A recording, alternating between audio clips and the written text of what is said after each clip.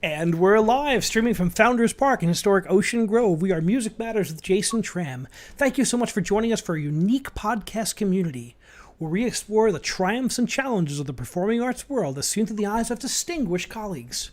Thank you so much for helping our community grow. We recently hit 1,442 subscribers. Our goal is 2,500 by the summer, so please subscribe to us and smash that bell icon for the most up-to-date information on our upcoming guests and topics. We love it when you like and share our videos. It helps our community grow. And remember, you can chat in questions so we can join in the conversation. We have a wonderful guest today. We have Alexia DelGiudice Bigari, a wonderful viola player, someone I'm delighted to have worked with quite a few times, and I'm glad she's here today. She also, in addition to her classical viola playing, which we'll talk about, is the character Wikka she's created, which is dark wave industrial music, and the character of Wikka symbolizes empathy.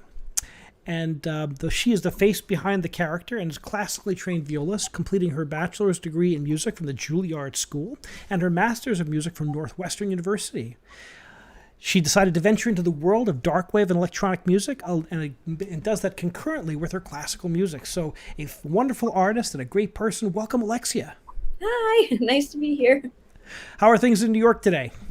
Good. It's a little cooler today, not as hot out. Broke the heat, which is wonderful. Well, it certainly wasn't hot when you filmed that video. No, it was not. Coldest day of February. And congratulations, that video was nominated and was accepted into the Nyack Film Festival. Tell us about that. Thanks. So tell us about the film, or sure, and about the Nyack Film Festival, and well, I'm really happy to get accepted into the Nyack Film Festival. That was one of the main festivals I was hoping to get accepted into.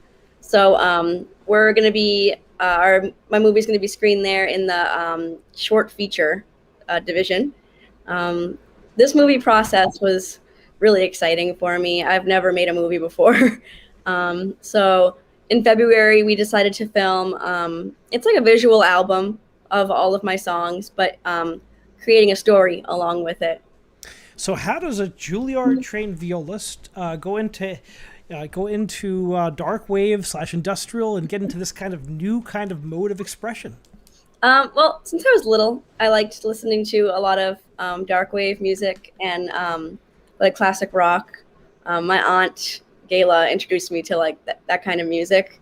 Shout out to your aunt. That's awesome. Shout out to Gayla. But also a lot of those musicians have strings in their music. A lot of steampunk music has strings in it.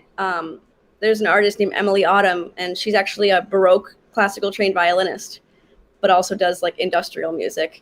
So I feel like the two genres, they really appreciate each other. Very nice. We'll talk about that, how you synthesize those two very seemingly different, but all of music's expression, and to you personally, you get to be. I love when artists find a unique way to express themselves, and that's going to be really important as we talk about COVID and how we've had to adjust our lives and adjust our forms of expression. Did you always know you wanted to be an artist? Yeah, ever since I was little. Since my mom's an opera singer. I heard that. She used to also run a performing arts center in Massachusetts, and I grew up doing dance and musical theater.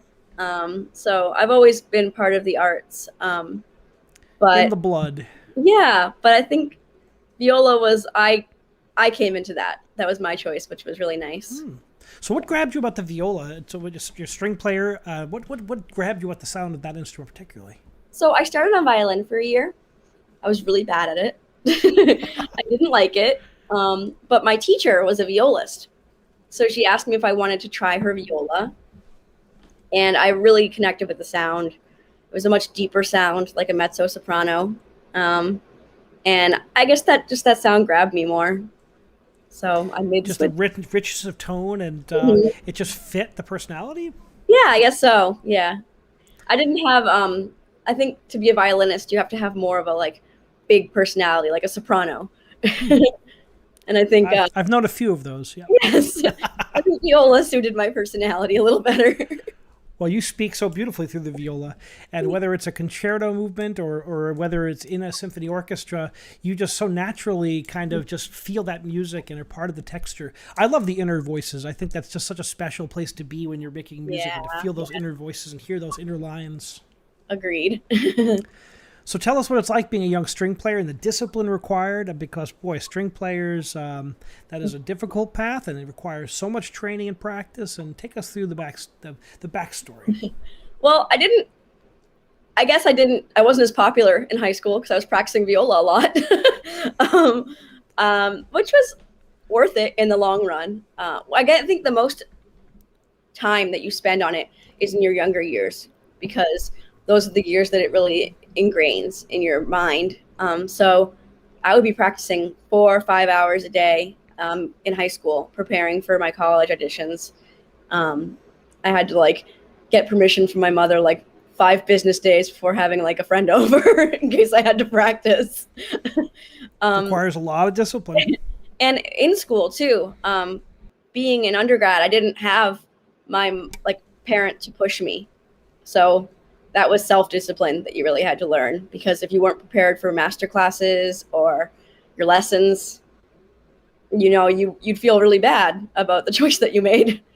So Yeah, that's a lot of work. So tell us about the youth orchestras you perform with. It's always a big part of being a young string player is playing at the important youth orchestras and learning the great repertoire. I played with at first I played with the Boston Youth Symphony Orchestra for years, and I have so many great memories from there. I still have friends from there. We had a summer program before the year started where we'd basically camp out and just play symphonies all day long. But I was there for a few years, and then I went to the New England Conservatory Preparatory School, and I think it really shaped me as a musician too, because that's where most of my friends were, because they shared the same love for music as I did, and I had incredible conductors, Federico Cortese and Benjamin Zander. So I Shout was out Benjamin Zanders on the recovery trail. He's been posting things on social media. thank It's great to goodness. see that. I'm so happy to see that. Yes, me too. So Yeah, and being surrounded by those great artists and kind of what was it like just like when I was young, it was like lit a fire into me and just made me so excited to go into the field. they expected a lot, and they were both very different conductors too, which I liked because I got two different styles of teaching. Federico Cortese is Italian, so a lot of energy, very fiery personality. Expected a lot from the Boston Youth Symphony Orchestra, and I think he raised the level extremely high because he didn't let us play like children, even though we were children. And Benjamin Zander was so inspirational. I remember just being with him at NEC. He would just inspire all of us to play the best we could. He would tell amazing stories before we'd start playing that would really make us want to be there and be happy to be classical musicians. It's so important at the young age to be inspired to reach your full potential. And in classical music, we're always trying to reach the top of what's possible, right? To give our best, whether it's a Mozart symphony or whether it's a concerto, it doesn't really matter. It's always about giving our best. And Exactly. that's where you light that fire. Yeah, exactly. Do you find that transfers over to your pop music? I think so, definitely. I feel like a lot of the times doing my alternative music has helped me as a classical musician also. And classical music has helped me as an alternative. One example would be public speaking. Because before going into college, even in college, I, sorry, brain fart. That was a synapse firing. I wouldn't have to really explain what I was doing before I would start. I'd usually go on stage, bow, and then perform. And doing alternative, my first performance, it wasn't the best because I wasn't used to having to be a personality. And I think now that I know how to do that, I play with even more personality and even more stories to my playing now.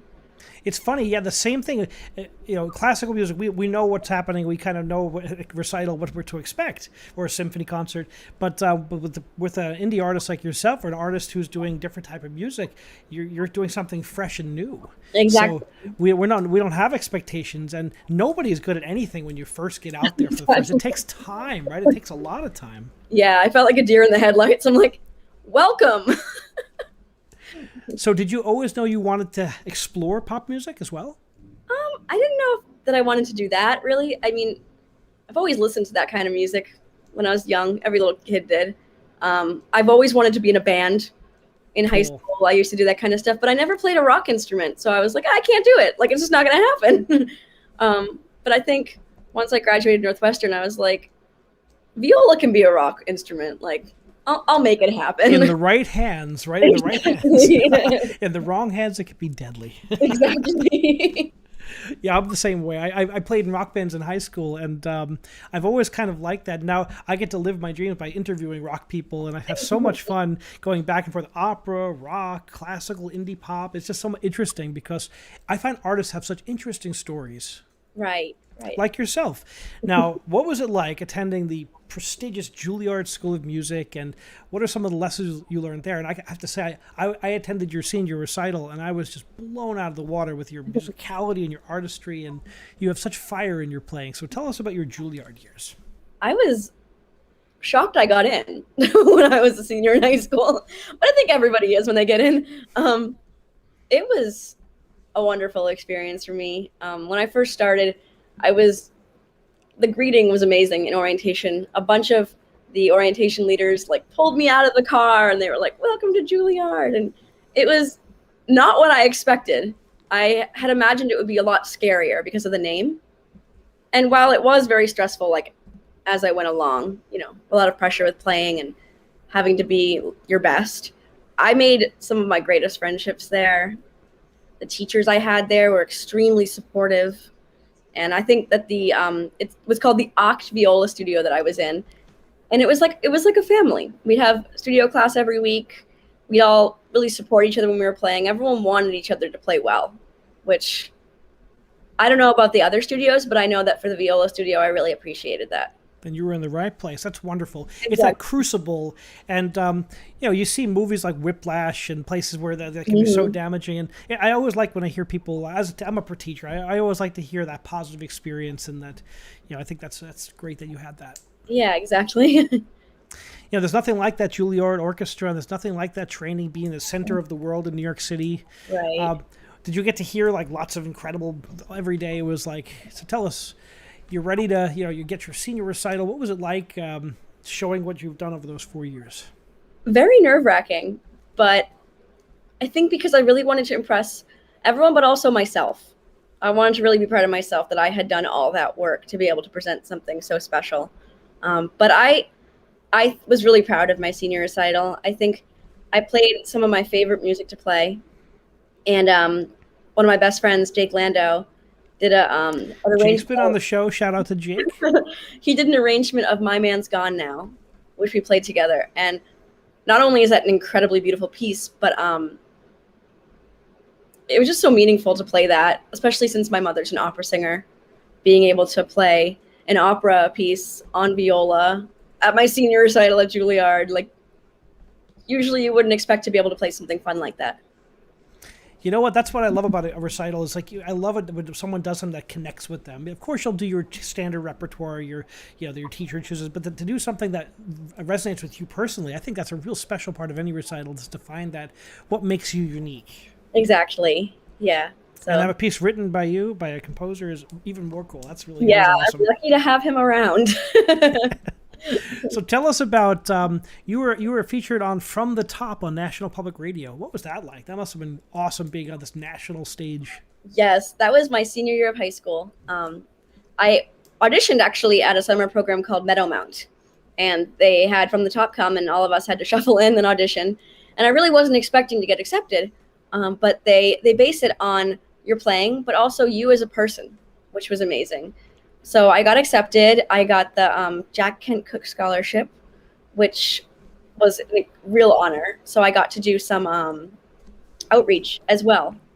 So the performance itself, I performed solo on Jordan Hall stage, and I had never played solo What on a a stunning theater. in my life. That was so scary. Such a But great theater. yeah, and I think it was incredible for me to be able to play there before I even hit college, to be able to have that experience.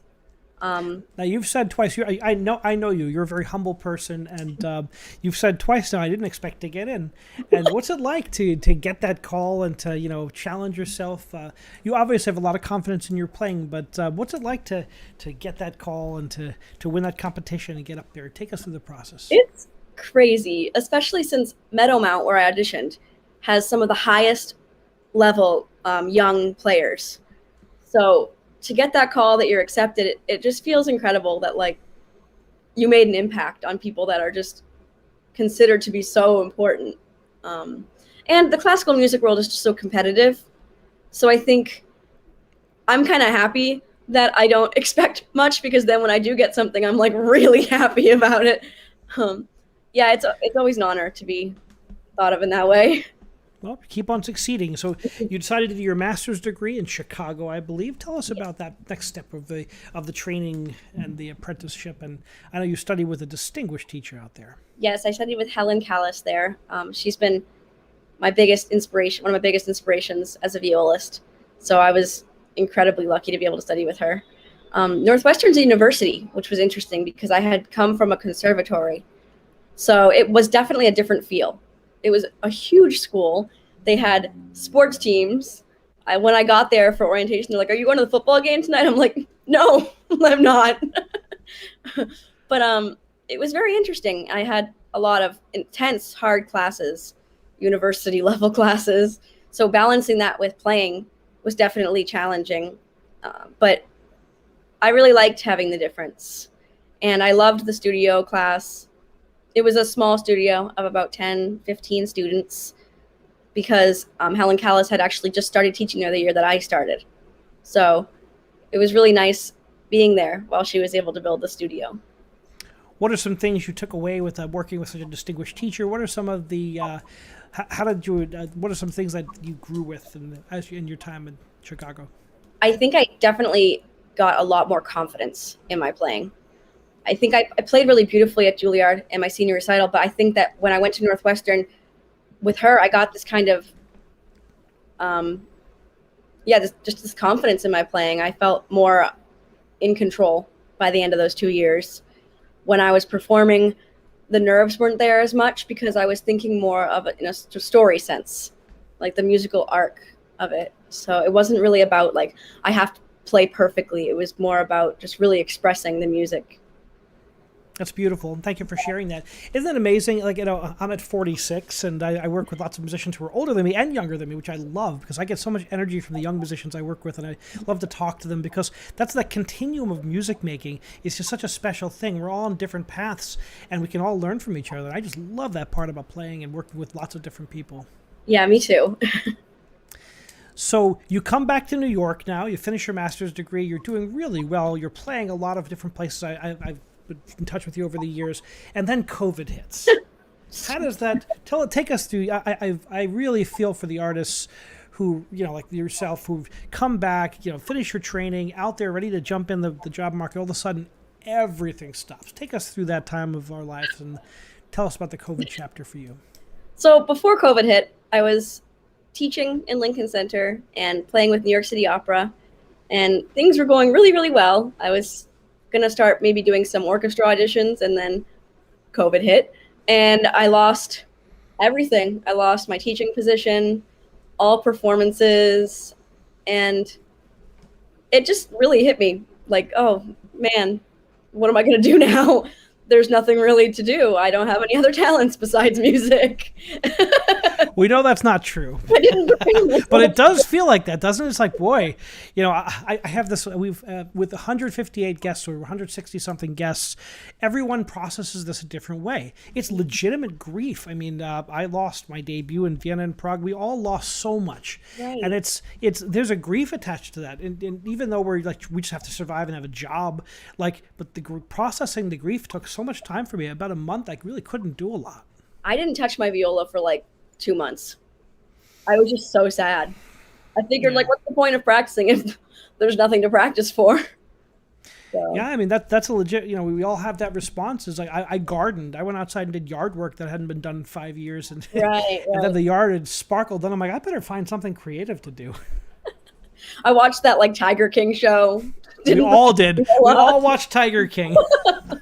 Joe Exotic is the man. Exactly. So tell us about, you did that beautiful, you did the recording. When did you start working on your Wicca music? So I started it actually before the pandemic, right when I graduated Northwestern. But at that point, it was mostly just for fun, just something to do in my spare time. But once the pandemic hit, I started to get more into it. I had more time to really learn. I used Logic Pro to make the music, and I was able to really dig into that and figure out how to do all the electronic music making. And I started to get pretty good at it. So I was got great at it. I mean, it sounds like I wasn't like, did she write that? Did she put all that together? That's her singing too. I knew you did musical theater, but I'd never heard you sing before. So I was like, that's so cool. Thanks. So I was in a way it was a blessing because I was able to be inside and really learning how to do all that electronic stuff. And I started releasing some albums on Spotify, deleting the ones that weren't good enough. And I started to get a following. People were really liking it, meeting some other rock musicians who had a lot in common with me. And yeah, I think that really was something that special that came out of this pandemic. We've all had to be so creative, and I'm always amazed by the creative potential of the creative people. Yeah. Right, and seeing someone like yourself who's been, an accomplished string player and working professionally, all of a sudden it stops. We don't stop being creative just because our primary mode of expression stops. We just find another way. It has to go out some way. Right, exactly. So tell us about this album that's been with the movie, and how did you have the concept to do the Cirque album? So it's called Cirque, and I've always been into weird circus horror themes. I love horror movies. That's my favorite genre. Show us your earrings. Oh, yes. I have the Shining earrings, the twins. It says, "Come play with us" on it. And yeah, I've always been drawn to spooky things. I work at a haunted house in October. So I wanted to combine that with a weird circus theme. So I thought of this concept album called Cirque. I wanted to make Wicca a character in a circus where it's run by an evil ringleader.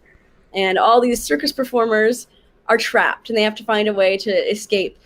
So it's a story about friendship and love. And I wanted to also share that too. I put the friendship between Charlie the Mime and Wicca as in to show, a male and a female friendship and how powerful that can be. And I also shared a gay love story at the end between Petunia the acrobat and Wicca. I really wanted to speak out on a lot of subjects that are not really spoken about in movies and films and all that kind of stuff.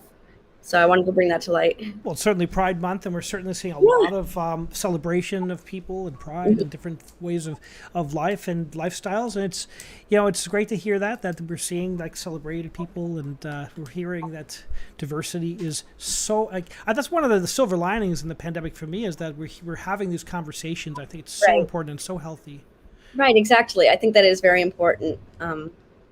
So I think through my music, because when I'm playing classical, you don't really get to, because I'm not singing or anything like that, I don't really get to talk about things that mean a lot to me and social issues. So I think also being able to do Wicca, I'm able to talk about stories that mean a lot to me. And I love talking to indie artists, because indie artists now, I would say back in the old days, the record companies would put out plastic artists and give them a persona or whatever their persona is, and they would put like they had to write a certain way. I think indie artists, people gravitate towards indie artists based on realism, based on who they are. They want to know who they are. They want to know what's behind the music. Have you Right. had conversations with your fans about some of these things? Definitely. I mean, I really appreciate artists who run their own business in a way, talk about things that are meaningful to them. And I know that a lot of my followers and people who love my music really appreciate about my music is that it's so honest and I don't shy away from tough subjects. I know a lot of the time a lot of pop stars sing about the same things all the time. Girls in cars. I had a rap artist, indie rap artist, who said, "I don't do any of that because that's not what my community cares about." Right, Ooh. exactly. That's why I put him on the show, because I love to have these conversations, because music can really be a powerful tool if we know how to use it correctly. Exactly. There's some, not a lot, but there are some mainstream artists now that really share important stories, and I always look out for them because it's hard to find that nowadays. Who are some of the artists that you, the non-classical, we can do classical and non-classical, but tell Yeah. me some of the non-classical artists who really inspire you. Well, dark wave, like in the '80s, I love Depeche Mode, Susie and the Banshees, Bauhaus. They're very inspirational to me in my music. But nowadays music, I really like Melanie Martinez. I'm very inspired by. She is an alternative singer, and her albums are all stories as well. Her album Crybaby and K through 12 really talks about growing up and adolescence and troubles that young girls have growing up, and talking about that in depth, which I think is really important, especially for young girls. I didn't really have that growing up. I had the like cookie cutter pop artists that I listened to when I was little, and they didn't really share the same values and the same message that now I think a lot of indie artists are sharing with young girls. I think it's really important that people can have conversations, and the art can really be an important tool to having those conversations. I mean, depression these days has been such an issue. Mental health, just so many things to talk about. I had a pop duo from Malaysia who talks about through their music, and they're in a society, a very repressive society, that it's actually illegal to do that. They were talking about LGBT rights, and they were talking about depression, and neither of those topics were allowed to be talked about. And they're actually like breaking the law in a way. And I was That's so really inspired by that inspiring. story. Yeah, that's amazing. Yeah. But it's very important that people have these conversations and use their. I like the fact that you use your art to do that. Exactly.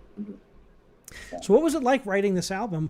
Does the music come first? Do the words come first? Does the story come first? Take us through your process. The story comes first. Growing up, when I was little, I used to write short stories all the time. Even I went to Montessori school, and they used to try to like break it in half, like story writing, math, all this stuff. But you could always just find me story writing the whole day. Wouldn't get anything else done. So I was really into that. So I think being able to write concept albums came very easily for me. And lyric writing, I love poetry, wasn't as hard, which was nice. So I think it varies. The story always comes first, but then it varies between lyrics and song. It depends what the kind of song is like. For instance, the main song Cirque, I wrote the music first. Sometimes I just have to get the beat going. Also to know the meter, so I know what kind of a meter for poetry to write. Helps with lyricism. And if you had to say any of those, what was the first one you wrote on that album? On that album, the first one I wrote was Solitaria. And I think I spent the longest on that one because I wrote that actually 6-7 months before I wrote any of the other songs. I wrote that and I was like, I don't know how I feel about it. I'm going to take a break from it. And then 7 months later, I finished it and it was like, this is how I want it to be. And at that point, I was able to really like continue with the album. I think that was also the main theme, I think, of the story itself, feeling insecure with yourself, feeling different. And I think that's also where the story stemmed from, like that song. What is something that COVID has taught you about yourself going through this process, and what is something that you've learned through the COVID period? That I'm good at other types of things. That's a great lesson to learn. I didn't usually like to think that about myself, but with COVID, I did all this. I also painted a lot and drew a lot, and I think it really showed me that You don't have to be like a one-trick pony. Humans are so much more capable than they think. Yeah, I always think about Mendelssohn being the master painter. Like this guy, like you ever see his watercolors? That guy was one of my favorite artists. I just love his Mendelssohn's music. But then he wrote books. He was brilliant. He spoke 7 languages. The guy was just like, and humans are capable of so much. I'm so glad you said that. Yeah, I don't think that we really talk about that a lot now. I think we're so focused on the one thing we do now, but that like being broad can actually help you in your career, being able to like understand and do many different forms of art. And these challenging times have caused us all to have to do different things. Mm-hmm. Everyone's had to do different things. I mean, every artist I know has had to be very creative now to get through COVID and to find a way to, pay the bills, to keep themselves sane, to find a way to keep music alive in their own lives. It's really exciting, actually, on Facebook, seeing all the projects everyone's doing, because it gives so many new things to like be a part of, to watch. And see people create. From opera singers teaching voice lessons on TikTok to, I mean, that was Amy Shorman-Ober. I'm like, oh, that's amazing. And then Jennifer Rowley's like, I just find these people doing such incredible things. And I applaud people for being creative and to finding a way to keep the arts alive, because for so long, we were all like trying to figure out what's possible and what's going to be next, and using teleconferencing and teaching and Zoom. Now, how have you looped classical back? Because now classical music's coming back. We're all on the road home. I think we're all on the way. Tell us about how you're bringing classical back to the career, and how are you going to combine the two? Well, I'm thrilled classical is coming back. Every summer I go to Italy for my mom's music program. I've heard it's really nice out there. I think I've seen you there, maybe. And my friend Jake Landau wrote the opera Pietà that my mom is directing and I'm performing in. And it's classical, but it's also really testing me in different ways, because I'm not only in the orchestra, I'm a lead, and I'm on the stage as a character, that's never happened before for a classical string instrumentalist. I saw the video. It's really cool. Like, you have your own character, your viola's a character, and you're part of the action. It's really beautiful. Exactly. And yeah, so being able to have to act while playing viola is going to be a challenge. And I think having done Wikka, that's very helpful actually for me. Because being a performance artist and getting to have to act and there's nothing worse than a boring pop artist. I mean, yikes, that never works. And it's all about energy transfer. Right. So having done this movie Cirque, having made characters, I feel like now being able to go on stage and do Pietà will be a lot easier for me, because I'll be able to really get into that character story. It won't just be me playing viola. I'll really be a different person.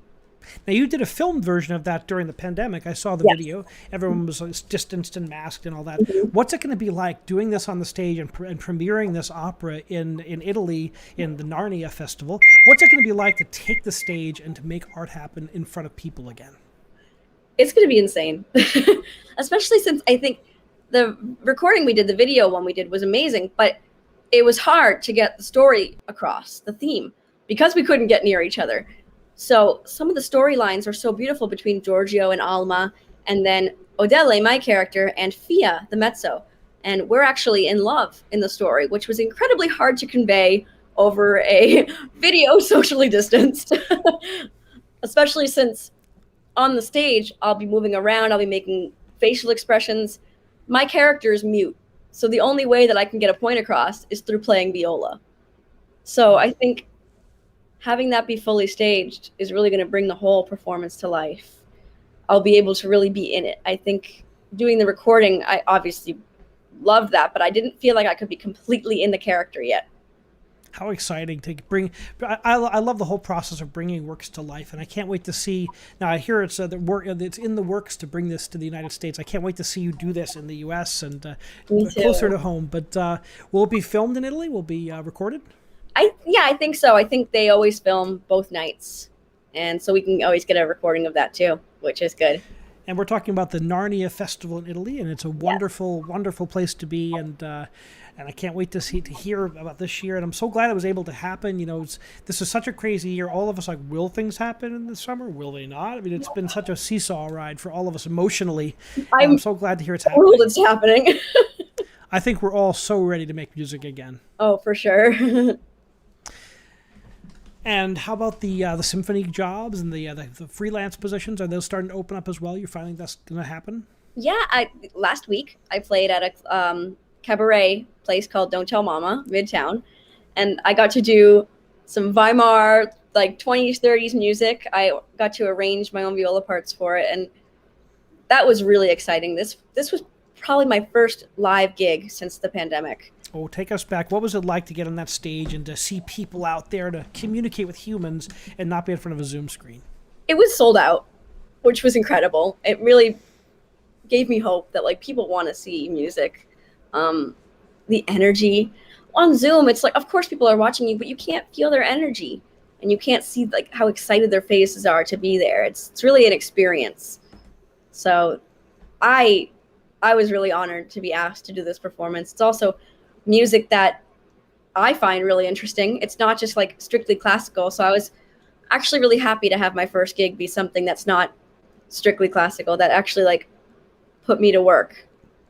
There's a lot of artists, classical artists, who are crossing over and doing interesting projects. I think that's going to be the way of the future. Is we're going to see crossover. We're going to see people doing more than one thing because, let's face it, it's going to be a challenging couple of years as we rebuild. And I think it's going to be, I think the road back to what is normal. Normal is going to be something totally different. All of society has been changed by COVID, whether we know it or not. And creative people are going to find a way to adapt. Music is very resilient. We've seen that if you go back far enough, the plague with World War II. I mean, music comes storming back because it has to. People have to process their emotions and then put it out there, and we need that. I agree. So, what is something else you can tell us? If you could take 3 pieces of music on a desert island, what would they be? Ooh, classical or? Well, that's your call. It's hard. I'll say 3 classical and I'll say 3 other ones. Excellent. For classical, is this to perform or to listen to? How about both? Okay. I love Brahms' Fourth Symphony. I could listen to that forever. Me too. To perform, I love playing Bloch Suite Hebraic and Bloch 1919. Those Bloch loved the oboe. He loved the viola. I'm sure he loved the oboe too. Well, he's more known for viola to me. Yes. But yes, I'm a big fan of Bloch. I also love playing the Elgar Cello Concerto on viola. I know it's sacrilegious. I'm not a cellist, but it's one of my favorite pieces to play. One of my, I think, biggest cello goddess is Jacqueline Dupre, and a big inspiration for me. I just had an artist on. We had Marnie Breckenridge, and she just did an opera. An opera. It was just cello and soprano. That was the entire orchestration, and it was a full opera. And she just premiered it, and it got canceled. She premiered it once, and then it got canceled. And we were talking about that, how important Jacqueline. It's a fascinating opera. Right. Yeah. So definitely, I would have Elgar on that island, and Shostakovich. Probably the quartet number 8. Those Shosti quartets are so amazing, rhythmic and fiery, and they're intense. Yeah. So tell us about the pop side of things. Oh yes, I would definitely have Susie and the Banshees. I love her song "Happy House." I would definitely be playing that on the island. Anything by Melanie Martinez, obviously. I don't usually get obsessed with artists much, but she's an exception. And probably Gerard Way, My Chemical Romance. That was a band that I grew up with since I was like 12 years old. So why not? Thank you for sharing that. Yeah. So tell us, what advice would you have for your colleagues who are dealing with depression, who've had this horrible, we've all had this challenges as artists. What advice do you have? It's really hard. I would just say, try to do things that like make you really happy. And I found that doing Wicca made me really happy during this time. I got really depressed in the beginning of the pandemic, feeling kind of hopeless, and giving yourself projects, even if like nobody else is giving you projects, like making your own opportunities can be really helpful.